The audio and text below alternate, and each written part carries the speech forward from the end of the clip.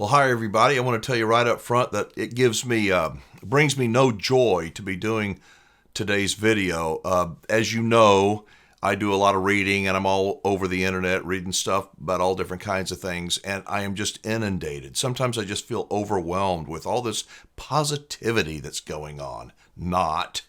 And so this morning I'm watching on the news and I see this financial guy, and he said that he thought that we were in a death spiral. Yay! I mean, who couldn't see this coming, right? Finally, I mean, people are starting to acknowledge, hey, maybe we got some problems. So I'm going to read you like three different news stories, parts of three different news stories. To me, it's like death by 1,000 cuts. People are finally beginning to wake up. My concern is I think it may be too late. I hope it's not too late, but I think that I think everybody's going to be affected by what's going on and what's getting ready to happen in this country. Everybody's going to be affected in a negative way, except maybe the top people, the people that are pulling our strings. Everybody, even the wealthy, will be negatively impacted by what's going on. I started this channel as an RV enthusiast, a camper. I believed back then, and I believe now, that there are few things in this life that are any more meaningful, that can help build character and humility and an understanding of the way the world really operates. Few things better than a connection with nature. And camping and RVing provides that for me and for millions of people. And as I've tried to stay away from politics, I've tried to ignore all these things that are going on around us. But in recent months, it's just impossible. I've done my best. I try to not get on a soapbox too much. I try to provide some perspective for what it's worth. So all that said, thank you for watching this video in advance. I'm going to tell you something. I'm going to save it till the end, and it's really not good. And I'm going to put a link that I want you to look at if you are interested in looking behind the curtain, if it doesn't scare you too badly. And I really mean that. I want you to go and check this link out because I'm going to be doing it, and I'm going to do a video on it in the future. I would love to get your take, your input on where I'm going to end up with this video. So I want to say that I saw this first one is about debt. Our country is so much in debt. As you know, watch the TV news, look at your own 401k savings going down, inflation. Our country is in so much debt. People owe up to here. How are we going to ever get out of that debt? I want to tell you about student loan debt and give you an example. Do you know that people that borrow money to go to school have to pay it back? A bankruptcy will not discharge that debt. You will pay it back. One way or the other, the government is going to get their money. Most of the student loan debt is by young people that have just gone to school. They're going to school now. They just graduated. But did you know that the largest group, the largest demographic of debt, student loan debt, what age would you think that is? Seriously, what age would you think the largest growth in the amount of student loan debt is? I'm going to tell you, it's 50 years old and older. 50! The largest growth group is 50 years old and older with student loan debt. Do you know how many people 50 years old and older still owe money on student loans that they're signed on? Just about 9 million. 9 million people. It says nearly 9 million older Americans still have student loan debt. 9 million Americans, 50 and older, still have student debt, either from loans that they took out to pay for their own education or for their kids' education, according to new data this month out from the Department of Education. The total amount of debt they owe is growing faster than for any other age group. That's shocking to me. Is that shocking to you? The fastest growing group of people that owes money on a student loan debt is 50 and older, and 9 million people? That's scary to me. Now I'm going to tell you about how screwed up our election system is. We hear on the news the most honest, policed election ever, right? I mean, there's no cheating. Come on. What are we talking about here? And then if you even bring this stuff up, I will get criticized for even bringing this stuff up. But I read this, and I want you to hear it. It says that this is about New Jersey, but I'm telling you, it's not only about New Jersey. Apply this to wherever you live, and then apply it to the whole country. You know, the average age of the human being, the American nowadays, is around 80 years old. Changed a little bit different, a little higher in some states, a little bit lower in some states, but it's around 80 years old.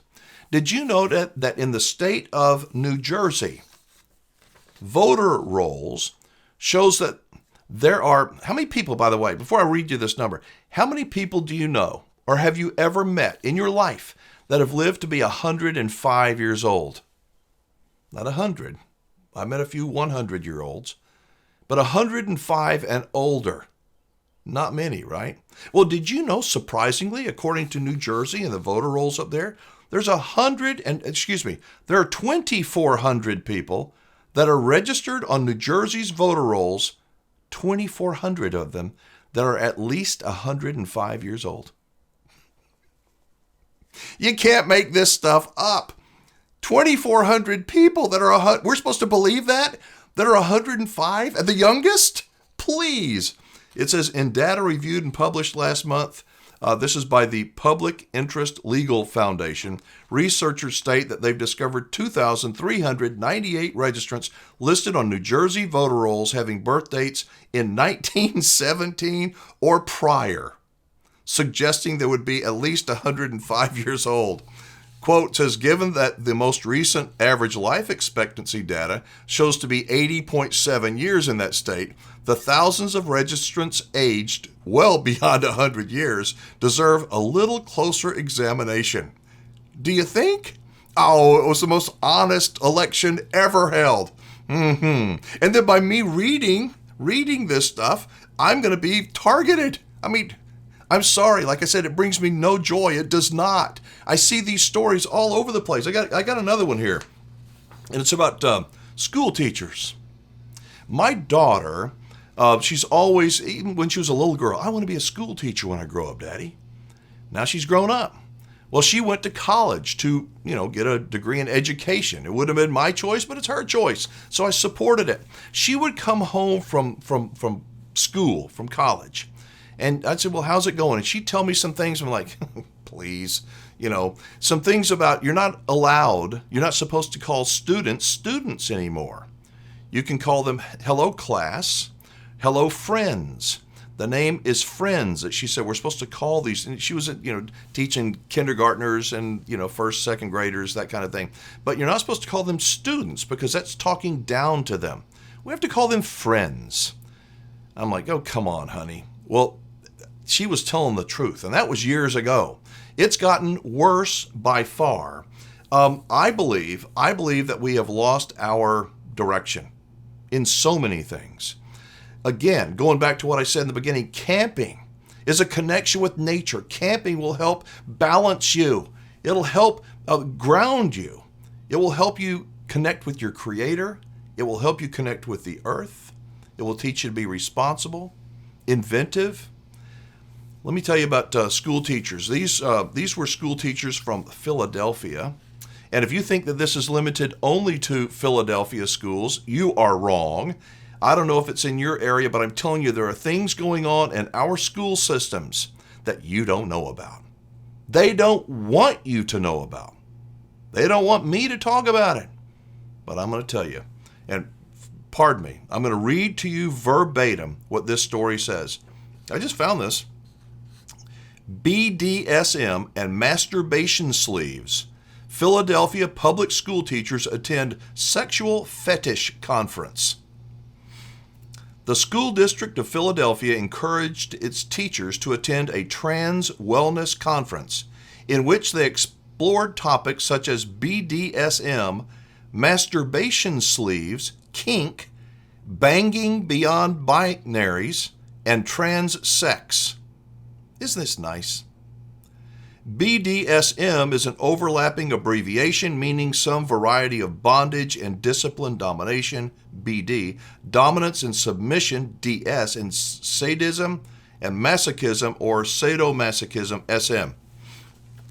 The school district's office, get this, the school district's Office of Diversity, Equity, and Inclusion invited teachers to attend the conference, saying it's an opportunity to learn more about the issues facing the trans community.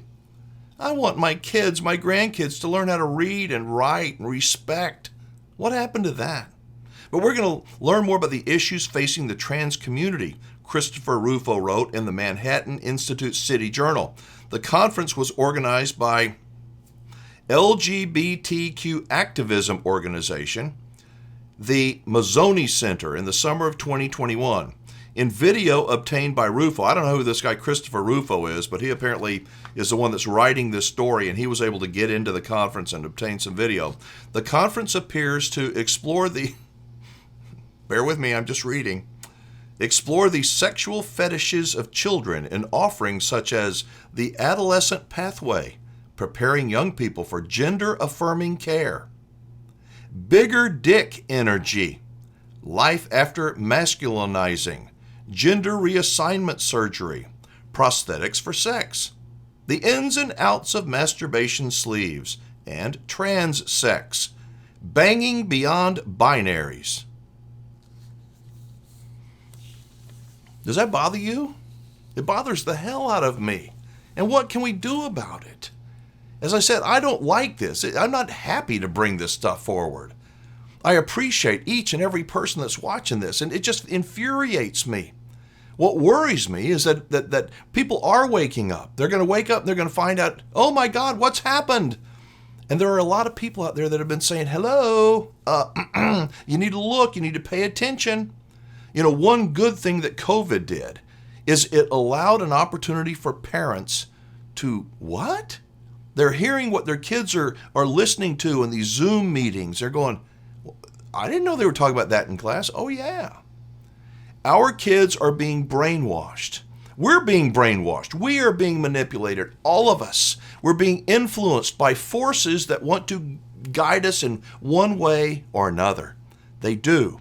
I want to be an influencing force. I do, but I'm honest about it. I believe that there is something better than human beings, that somebody put us here for a reason.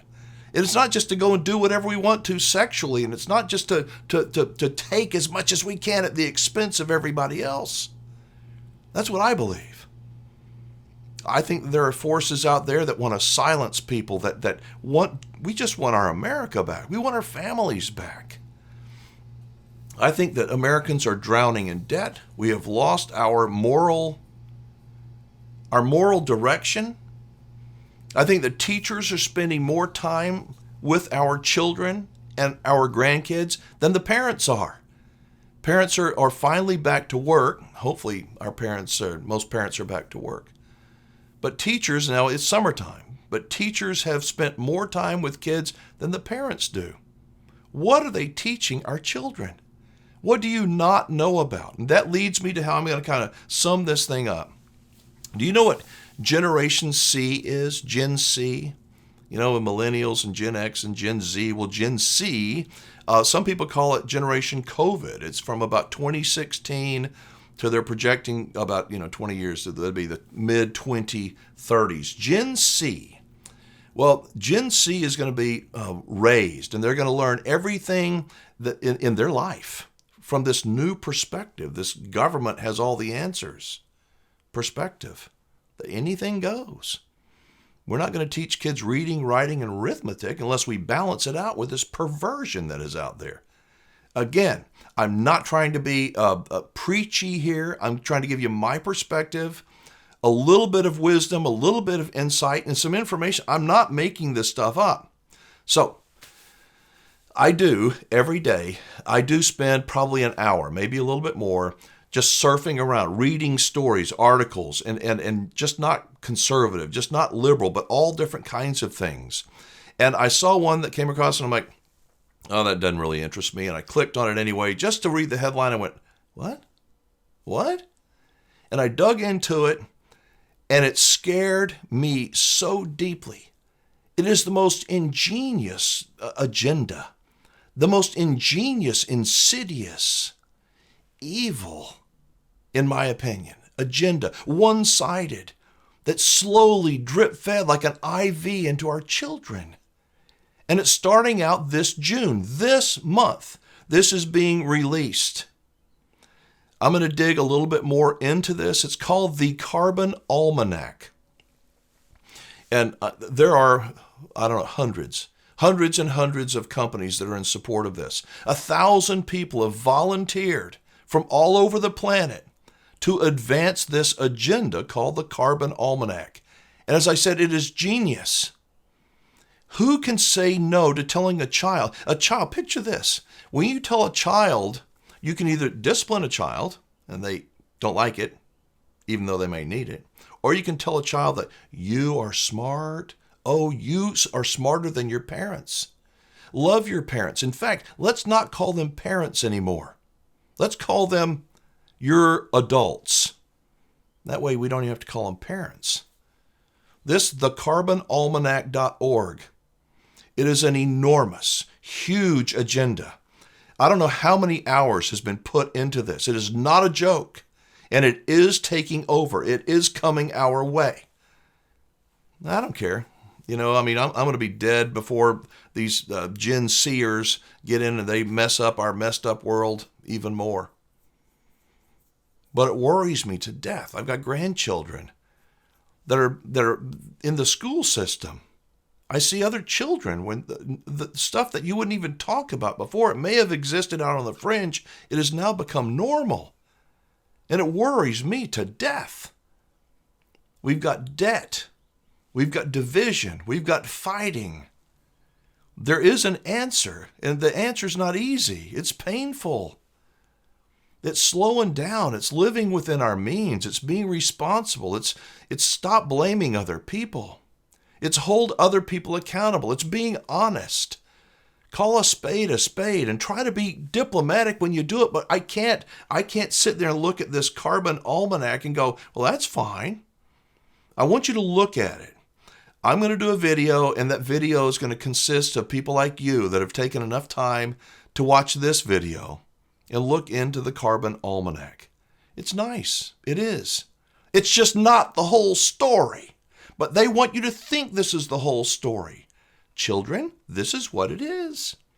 You need to read to your adult at night. Instead of a bedtime story that they're going to read to you, you need to read these stories. Don't blame your adult because they just don't know any better. You're smarter than the adults are. We're going to tell you how smart you are. And they're going to tell our children, your grandchildren, they're going to tell them things that are sort of, kind of, maybe true. And that's all they're going to hear. So they're going to believe it. They're going to believe that's the whole truth. There's nothing more there. As I said, it is brilliant. It is. It feels so nice. It's just not the truth. The truth doesn't always feel good, but the truth is reality. Are we doomed? Like the financial guy said? I saw him this morning. We're in a death spiral. I kind of think we are. I sort of think it's inevitable. What do you think? Post a comment down here. Let me know. Let me know if you think that we're on the right track, if it's salvageable or if it's unavoidable. I hope it's unavoidable. I hope it's avoidable, not unavoidable. But something tells me that we are doomed. We are doomed. And the only way I have found in my life, the only way to thwart things off is to get in front of it. Acknowledge it. Look at it for what it is. Weigh it for what it is. I want you to look at the Carbon Almanac. thecarbonalmanac.org. You may get angry. You may get angry at me. I suggest, respectfully, to take the high road. I get very wound up, very passionate about things that bother me, and this bothers me a lot. But I want to articulate myself in a decent, respectful way. The other side's going to come after me anyway. They are. And I say, welcome. Come on, let's go. I'm not going to get into a fist fight with anybody. I don't want to. But I'm not going to bow down and be a doormat to some agenda like the Carbon Almanac without at least saying something. This is going to be brought to your school board. It's going to be brought into your children's elementary school. And the teachers that are in the system have to teach some curriculum. And this is really nice, right? It's nice. It's just not the whole truth. But you won't know it.